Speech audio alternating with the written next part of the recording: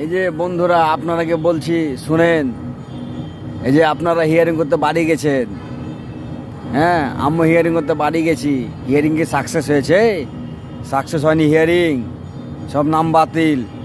ঠিক আছে, আবার শুনতে পাচ্ছি যে যেদিনই হোক আবার আপনাকে আমার হিয়ারিং হলে আমাকে Aadhaar card, voter card, PAN card, ration card, 2002-এর ভোটার লিস্ট, আবার যেইভাবে হিয়ারিং হয়েছে ওরকম আবার হিয়ারিং করতে হবে, সবে জমা দিয়ে। তো আর হিয়ারিং করতে হবে না বন্ধুরা, বুঝতে পারলেন? হিয়ারিং করলাম না, হই মরবো না বাঁচবো, ওইসব করার দরকার নাই। তার কাছে কথা হয়েছে কি, যে আমরা মুসলিম যতগুলো আছি, ঠিক আছে, সব মাঠে নেমে পড়ি, আর দেখাদেখি করতে হবে না। হ্যাঁ, সালারা বেশি পায়তারের মধ্যে ধরলেছে, বুঝতে পারলে না? আমরা মুসলিম ঘরে জন্ম হয়েছি, মুসলিম যে আমরা, যে ওই জন্য মানে যা ইচ্ছা তাই করছে ওরা, ঠিক আছে?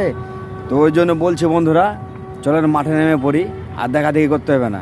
খুব কষ্ট তো হয়েছে ভাই, খুব টেনশনে আছি, এত কষ্ট করে হিয়ারিং করে, এত করে, তাও ভোটার লিস্টে নাম নাই, এত নাম নাই হিয়ারিংয়ে।